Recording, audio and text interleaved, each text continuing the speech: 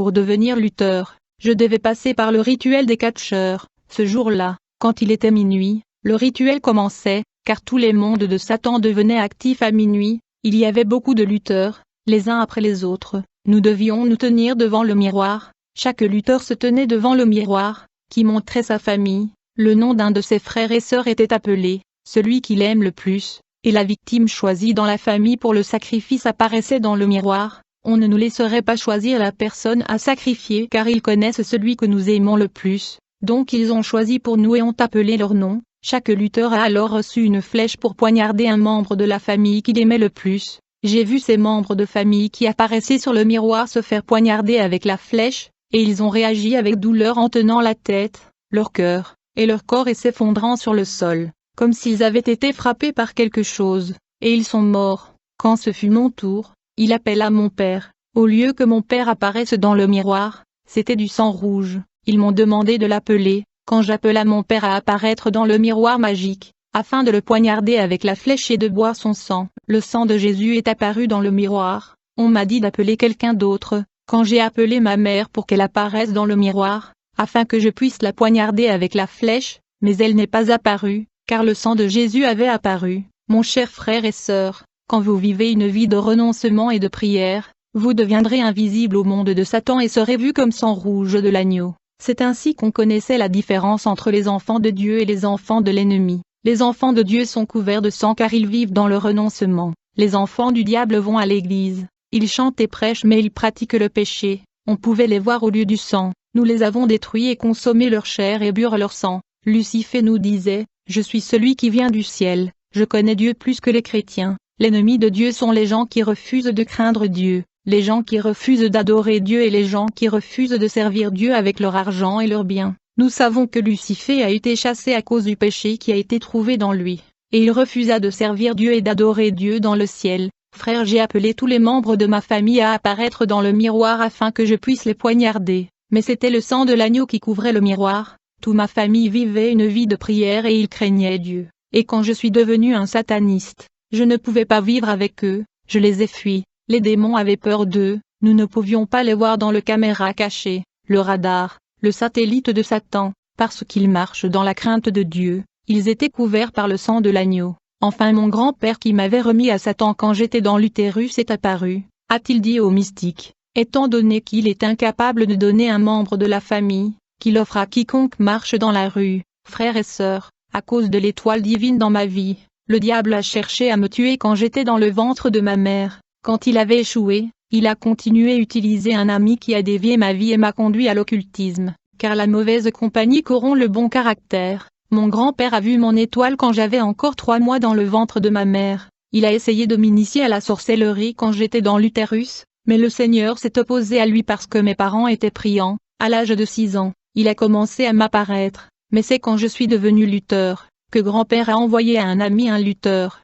Et nous sommes allés dans le nord du pays consulter un mystique. Il y avait beaucoup de lutteurs quand nous sommes arrivés, mais le mystique m'a dit, « Ton étoile brille plus fort que celle des autres. » Au bord de la rivière, nous avons été avalés par un serpent, qui nous a vomi dans un monde mystérieux sous l'eau. J'ai dit quel est cet endroit. Il m'a répondu, « Nous sommes dans le monde sous-marin, le monde astral, un royaume d'esclaves, et nous devions entrer. » Immédiatement j'ai vu un grand nombre de personnes dans un endroit qui ressemble à un établissement pénitentiaire. Les gens que j'ai vus dans cette prison avaient des chaînes aux pieds. Le premier groupe de personnes que j'ai vu prêchait sans cesse sans repos, car ils n'étaient pas autorisés à se reposer, m'a dit le mystique. Ce sont des prédicateurs qui ont eu recours à l'occultisme pour que leurs églises soient remplies de gens, afin qu'ils accomplissent des miracles et des guérisons, et quand ils ont obtenu ce pouvoir, ils ont été immédiatement marqués de la marque 666, qui est un numéro de prison dans le monde astral. Ces pasteurs continueront à prêcher, ils ne se reposeront pas parce qu'ils sont esclaves.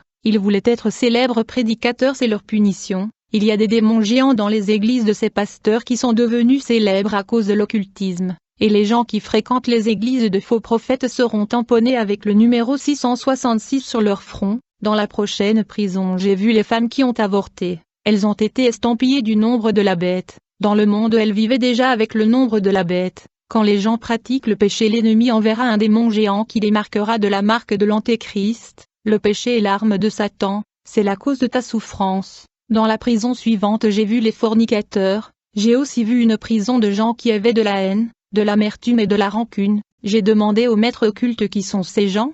Et pourquoi sont-ils faits captifs et pourquoi sont-ils enchaînés?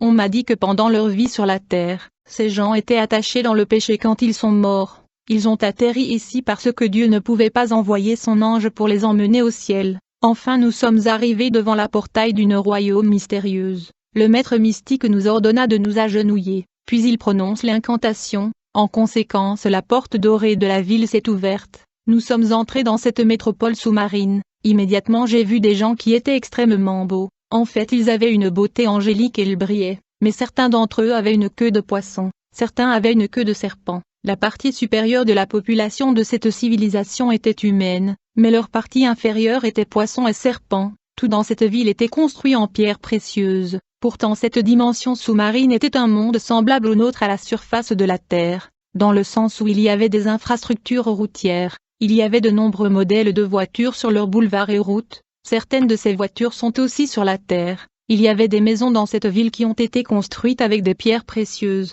J'ai vu des aéroports et des avions dans ce monde. Alors que nous observions ce royaume marin, j'ai vu un endroit où il y avait comme une fête, et ces gens qui avaient la queue du poisson et de serpent buvaient du sang humain, qui est le vin de ce royaume sous-marin. Nous avons parcouru la municipalité et le canton de ce monde technologiquement avancé, rempli de sirènes et de sirènes. Puis nous sommes finalement arrivés au palais royal, devant une très belle dame qui avait beaucoup de cheveux. Quand je l'ai vue j'étais pleine de terreur. Sa partie inférieure se transformait continuellement en queue de poisson, queue de serpent et pieds humains. Elle m'a demandé de me rapprocher d'elle. Je ne pouvais pas à cause de la peur, dit-elle. Vasco. N'ayez crainte, je suis celle qui a travaillé et orchestré votre visite ici. J'ai été surprise de voir comment elle connaissait mon nom, avant même que je me présente à elle, dit-elle. Vasco, votre étoile brille. C'est pourquoi j'ai chargé mon représentant à la surface de la terre de vous amener ici. Je vous donnerai ce que vous cherchez. Elle m'a demandé d'étendre ma main. Après avoir pointé son doigt, un gobelet contenant du sang est apparu sur ma main. Quand j'ai bu ce sang, j'ai eu l'impression qu'une force m'envahissait. Elle a dit que c'était l'alliance qui m'unissait à toi. Je te donne du pouvoir et un esprit protecteur. Elle m'a baptisé d'un nouveau nom, me dit-elle. À partir de maintenant tu es nommé représentant du monde astral au Congo. J'étais heureuse d'entendre cela parce que cela signifiait le pouvoir, mais quand mon ami a entendu cela, il a été dérangé, a-t-il dit à la déesse du fleuve. Votre Altesse, j'ai toujours été avec vous mais vous ne m'avez jamais donné ce genre d'autorité. Il vient d'arriver et vous lui avez donné tout ce pouvoir. Lui a répondu la reine de la côte fluviale. L'étoile de votre ami Vasco est resplendissante, et il brille plus fort et plus intense que le vôtre. C'est pourquoi je lui ai donné l'autorité. Après mon intronisation, j'ai atterri dans la province inférieure, au lieu de la province du nord-ouest où je suis entré dans la rivière. J'ai voulu demander à un homme où j'étais, il s'est méfié. Immédiatement mon esprit protecteur a dominé l'homme et m'a dit que nous étions dans la province du sud-ouest. Ne demandez rien à personne, car je suis envoyé pour vous aider. Maintenant tendez votre main. Puis il a pointé son doigt vers ma main. En conséquence de l'argent apparaît sur ma main. Il m'a dit, va en ville et trouve un hôtel, je te rejoindrai pour te dire notre mission dans cette ville. Plus tard, l'esprit protecteur m'a rejoint dans ma chambre d'hôtel et m'a dit, tu as atterri dans cette ville à cause du transfert de pouvoir que vous devez opérer avec notre défunt représentant. Il est vénéré dans l'industrie musicale dans de nombreuses chansons par des célébrités. Cet homme est mort en servant le diable, et était devenu un crocodile. Il s'est sacrifié ainsi que sa femme et ses enfants lorsqu'ils ont sauté dans le fleuve, et ils sont tous devenus des crocodiles. Il a continué de servir Satan en tant que représentant du monde astral même après la mort. Nous étions dans la chambre d'hôtel, l'esprit protecteur a fait une prière magique, un transporteur aérien est apparu et nous avons voyagé jusqu'au fleuve pour rencontrer le représentant du monde astral. Quand nous sommes arrivés au bord du fleuve, sur invocation, un crocodile a émergé du fleuve, et il s'est transformé en une figure humanoïde. Cet homme crocodile a commencé à m'informer de la tâche qui a été accomplie et de la tâche qui a rencontré la résistance et l'opposition de chrétiens. Étant un nouveau représentant du monde astral, je devais continuer là où il avait échoué. Ce transfert de pouvoir s'est produit à midi en plein jour mais les gens ne pouvaient pas nous voir. Depuis que je suis devenu le nouveau représentant du monde astral, cet homme crocodile m'a donné un bâton d'autorité et de commandement. Cet homme sous-marin est populaire parmi les célébrités musicales de notre pays, qui viennent à la rivière pour le consulter pour le succès. J'ai pris sa place et continue le travail des ténèbres. Lorsque le transfert de pouvoir a terminé, l'homme s'est transformé en crocodile et retour à l'eau, puis nous sommes retournés à l'hôtel. Je pensais à un sac que j'ai laissé dans l'hôtel au nord du pays où j'étais avant le voyage sous l'eau. L'esprit protecteur a lu mes pensées et m'a dit, à votre niveau, vous ne pouvez pas vous inquiéter pour un sac de vêtements. Immédiatement il a pointé son doigt vers le mur de ma chambre. Le mur est devenu un verre, montrant l'hôtel au nord du pays où j'ai laissé mon sac. Il m'a dit, c'est l'hôtel au nord du pays où tu as laissé ton sac à droite. Ton sac n'est plus dans la chambre où tu l'as laissé, comme vous pouvez le voir c'est à la réception. J'ai vu l'esprit protecteur introduire sa main dans le mur de notre chambre qui est devenu un verre, et il attrapa mon sac que j'ai laissé dans le nord du pays, et il a dit ceci c'est ton sac de vêtements, prends-le, tu viens de me voir rendre l'hôtel visible et tirer le sac que tu as laissé à plusieurs kilomètres.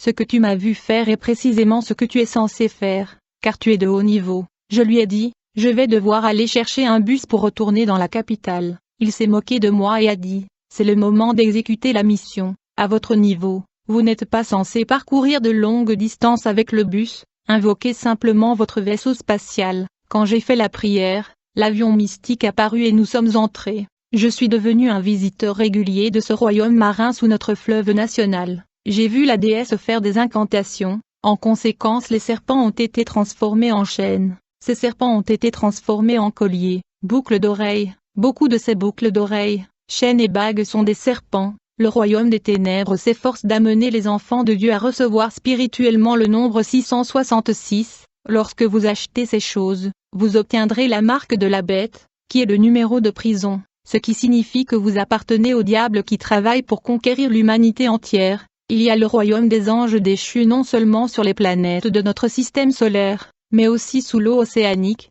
comme la dimension de Troshiva, qui est en charge de la mode et des tendances mondiales. Cette nation océanique produit la mode mondiale sous l'océan Atlantique. Les reines de la séduction émergent souvent dans le monde physique, pour promouvoir ces nouvelles modes qui doivent détruire la vie spirituelle des croyants. Ce mode de pantalons, perruques et cheveux artificiels, ceintures qui ont des dessins d'animaux et des totems. Le diable piège de nombreuses femmes à travers la mode. Ces déesses de l'Atlantique prennent la forme des hommes WT femmes et viennent sur Terre. Ce sont des mannequins qui font la promotion de la mode dans les magazines. Après mon couronnement, j'ai voyagé dans le monde astral, après la rencontre avec divers satanistes. La déesse m'a dit, messager, puisque depuis ton couronnement tu ne nous as pas donné du sang à boire, tu dois nous donner du sang. La rencontre du monde satanique terminait à 3 heures du matin, puis nous étions déployés afin de lancer des sorts. Quand je suis retourné à mon temple à 4 heures du matin, j'ai commencé à faire la prière magique afin de détruire. Quelques minutes plus tard, j'ai vu dans le miroir un bus arriver de l'aéroport. J'ai invoqué les démons qui habitent dans le ruisseau sous le boulevard. C'étaient des sirènes d'eau. Je travaille avec le esprit de l'eau parce que ces femmes sont les plus colériques. Ce jour la sirène et le triton sont sortis de l'eau en forme de chien. Ils se sont tenus du côté gauche et droit du boulevard attendant le bus pour qu'ils puissent attaquer. Ils étaient censés effrayer le conducteur et provoquer la panique, afin qu'il perde le contrôle du volant. Je regardais le bus arriver dans mon miroir. La déesse regardait aussi le bus arriver dans son royaume. Lorsque le bus a atteint 100 mètres du lieu de l'accident, au lieu du bus la déesse a vu dans son miroir un feu explosif venir. Je ne l'ai pas vu, elle m'a dit d'une voix grave. Messager, enlevez le piège que vous avez installé dans le boulevard. J'ai dit pourquoi devrais-je faire cela, le bus est proche. Elle a crié enlevez-le maintenant. Très rapidement j'ai enlevé le piège. J'ai eu peur d'être tué. Et rapidement j'ai volé sous l'eau pour enquêter.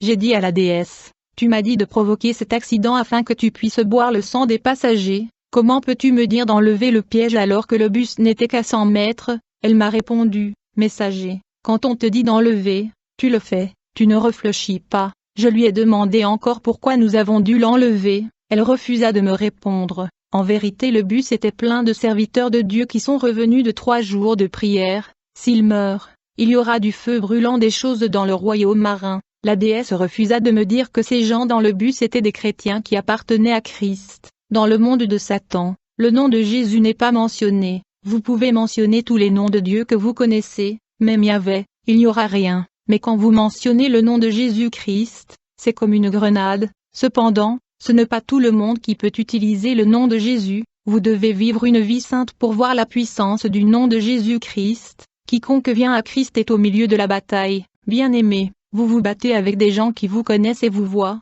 mais vous ne les connaissez pas et ne les voyez pas. L'ennemi qui vous combat peut être ta mère, Ta femme est ton ami proche, ton ennemi peut être ton pasteur qui est une sorcière. Nous sommes dans une guerre qui fait rage. Quand une église libère du feu, nous envoyons notre esprit entrer dans cette église, puisque la plupart des gens viennent à l'église qui est la présence de Dieu sans prière de repentance, ils viennent avec leurs péchés, ce qui permet aux démons d'entrer dans leur corps afin d'entrer dans l'église, pour distraire les gens pendant la prédication de la parole de Dieu, qui est l'arme ultime que l'ennemi craint. La parole peut amener les gens à se repentir, pourtant le péché est l'arme de l'ennemi, le péché est la source de l'esclavage. Quand j'ai commencé à pratiquer la magie et le fétichisme, il y avait une église de prière qui perturbait toujours mon activité dans le quartier. C'était une grande église. J'étais sur le point de déménager car mon pouvoir était neutralisé. Le monde invisible m'a exhorté à attendre. Quand une sœur qui travaillait au service du protocole est venue à l'église, avec une jupe qui était au-dessus de ses genoux,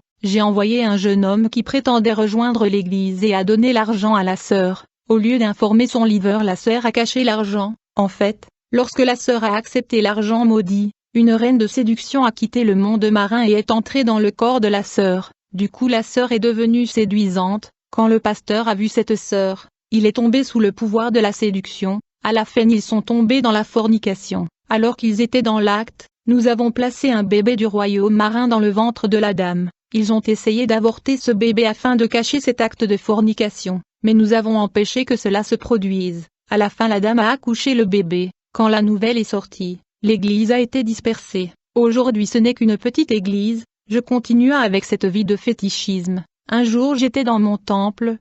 Je reçois un homme qui a omis de me dire qu'il était chrétien. Il est venu me consulter car il a perdu de l'argent dans sa maison comme ça. Il m'a dit, mon frère m'a envoyé $400 mais l'argent a disparu comme ça. C'est pourquoi je suis venu vous voir. Immédiatement j'ai allumé la bougie. Et j'ai commencé à faire l'incantation. Du coup les démons sont arrivés. Quand mon compagnon démon est arrivé, j'ai dit à ce client, déclarez des mots afin que ces mauvais esprits puissent les réaliser et trouver l'homme qui a volé l'argent. Cet homme a dit, celui qui a volé mon argent, qu'il revienne et me le rende. Quand ce frère disait ces mots, tout à coup un feu est sorti du cercueil. Par peur, ce frère a crié. Étonnamment, il a crié le nom de Jésus-Christ. J'ai immédiatement reçu une communication du royaume marin. La reine de la rivière m'a dit, fais sortir cet homme du temple. Il y a un tremblement de terre et une grande secousse dans notre ville ici, à cause du nom qu'il prononce dans notre temple. Il n'aurait pas dû venir dans notre temple. Pourquoi l'avez-vous laissé en premier lieu? J'ai demandé à la reine de quel nom parliez-vous.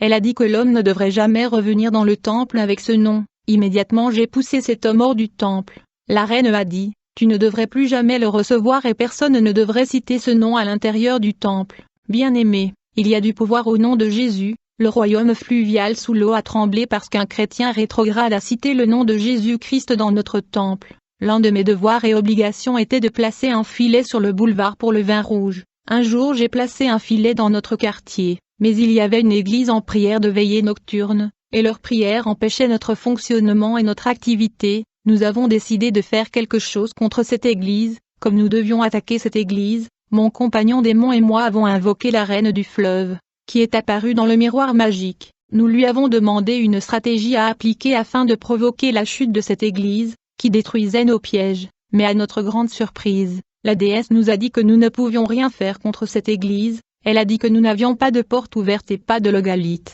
Cette église était forte dans la prière et s'efforçait de plaire à Dieu. La sirène de fleuve nous a demandé de retirer notre filet et de le placer ailleurs. J'ai été aggravé par ce sentiment d'impuissance. Je me demande comment cela a pu arriver. Bien-aimé, je ne savais pas qu'il y avait une puissance supérieure qui s'opposait à nous et nous contrariait. D'un autre côté, il y avait aussi des églises qui ne marchaient pas dans la sainteté. Nous envoyons des moustiques spirituels pour prélever du sang des membres parce que nous avions besoin de vin rouge. Frères et sœurs, lorsque vous êtes en conflit ou en colère, avant d'aller à l'église, cherchez la réconciliation et le pardon avant d'aller à l'église. Sinon vous risquez d'être attaqué et d'être victime. La colère, le conflit et la haine sont une porte pour l'ennemi.